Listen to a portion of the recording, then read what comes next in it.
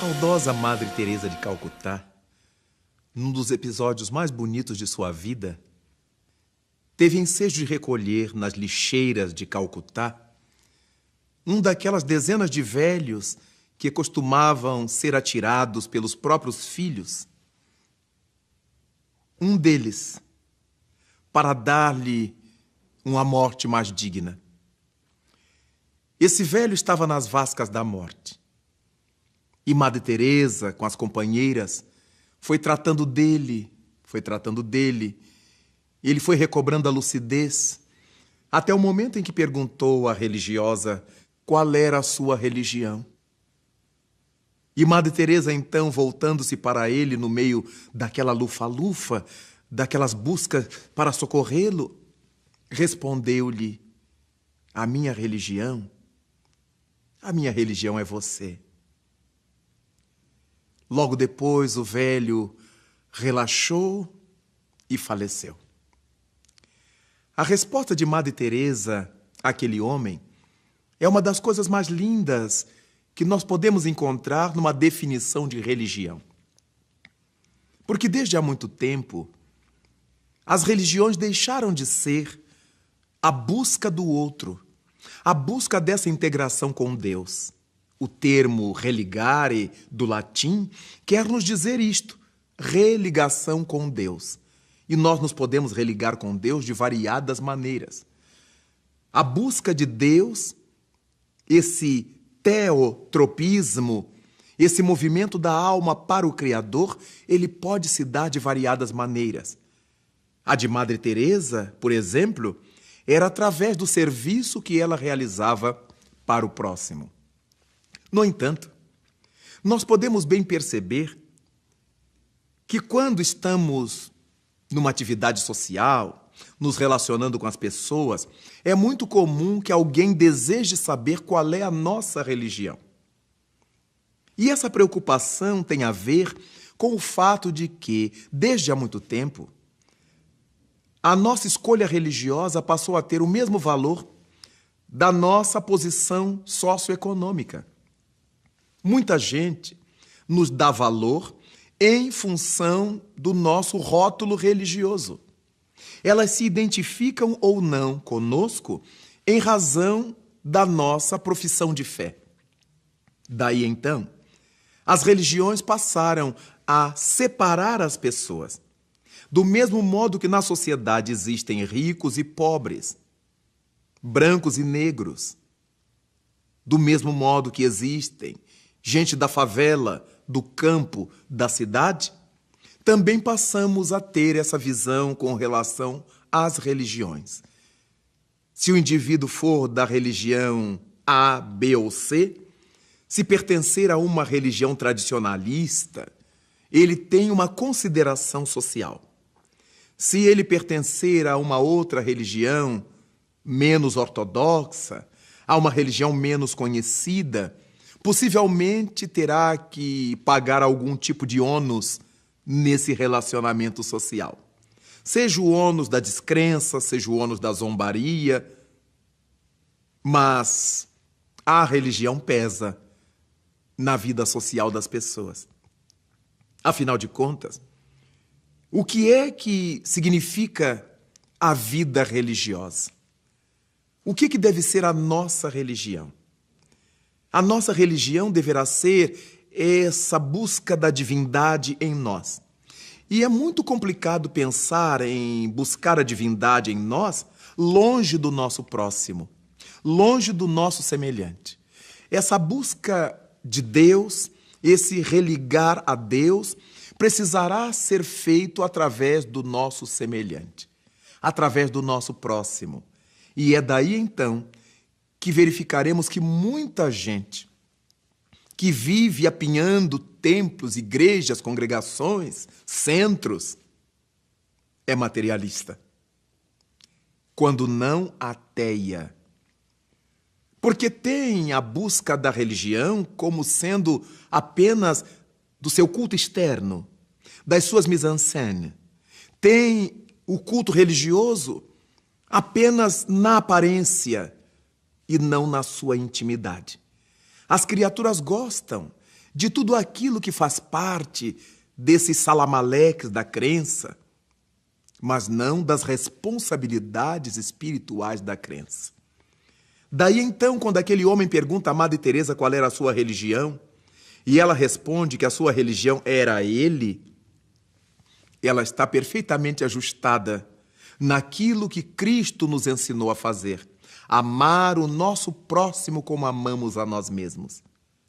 E graças a essa postura é que demonstramos amar a Deus acima de todas as coisas. Somente quando conseguimos amar a Deus acima de todas as coisas, o próximo fica mais próximo de nós.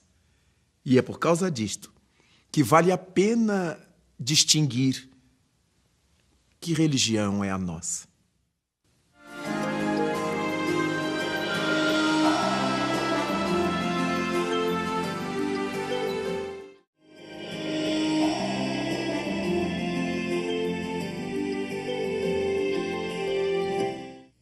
A nossa religião, dessa forma, precisa se ajustar ao espírito religioso. Grande número das vezes, nós adotamos a postura religiosista, mas não religiosa. A postura religiosista está buscando sempre as exterioridades da crença, o lado social da crença, o encontro, as festas, as roupas, as mise-en-scène. Mas nós precisamos tratar de buscar essa religiosidade interna, porque é dessa intimidade que partem todas as nossas ações religiosas. É importante saber que nós podemos buscar a Deus por diversos caminhos. Um desses caminhos é através da prática religiosa. E não podemos garantir que todas as pessoas que frequentam sinagogas, templos, igrejas, centros espíritas, terreiros, deem de fato bom exemplo de religiosidade. Muitas vezes encontramos entre essas pessoas muito materialismo, muito interesse imediatista. Há criaturas que frequentam determinadas crenças por causa do que ela quer, por causa do que elas querem conseguir, por causa dos interesses imediatistas. E por causa disto, deixam de atender ao preceito maior da religião, que é amar a Deus acima de tudo e amar o nosso próximo como amamos a nós mesmos. É natural pensar, na nossa prática religiosa, que nós podemos ter por religião socorrer uma pessoa necessitada. Mas como assim? Eu posso dizer uma coisa boa para quem precisa ouvir uma coisa boa. E eu posso silenciar uma agressão na hora que alguém deseja me irritar, ou quando eu me sinto irritado, em nome da minha fé religiosa. É melhor que eu silencie uma ofensa contra alguém do que eu arremessar essa ofensa e depois ter que recolher essa energia de volta. Porque tudo que é nosso terá que voltar para nós. É o tal efeito bumerangue. É a lei de causa e efeito em ação. Por causa disto, a nossa religião deve ser uma religião que nos amadureça e não que nos infantilize. Deve ser uma crença que nos leve a demonstrações de que aquilo em que a gente crê é verdade, e não em religiões fantasiosas que passam a pôr na nossa mente uma série de invencionices de pessoas tão humanas e tão falíveis quanto nós. Daí então cabe à nossa maturidade saber o que é que estamos buscando da vida, que tipo de religião nos vai fazer a mente, nos vai fazer a cabeça, nos vai influenciar. Há religiões e religiosos jogando pessoas umas contra as outras. Há religiões propondo a incineração dos infiéis. Infiel será todo aquele que não siga a mesma crença, que não leia pela mesma cartilha. Isso não pode ser um preceito de fé religiosa. Isso é um preceito de fanatismo. E, naturalmente, numa sociedade como a aquela em que a gente vive, como aquela em que a gente vive na atualidade, exige de nós maiores cuidados. Não podemos esquecer que estamos há 2000 anos depois de Jesus. Já se passou o tempo em que éramos tão infantis, que precisávamos cultuar o bezerro de ouro, como ao tempo de Moisés. Já passou a época em que éramos tão incipientes, que prestávamos culto ao deus Moloque, oferecendo os próprios filhos para que a estátua de ferro os consumisse, apertando-os contra seu corpo e atirando no incinerador.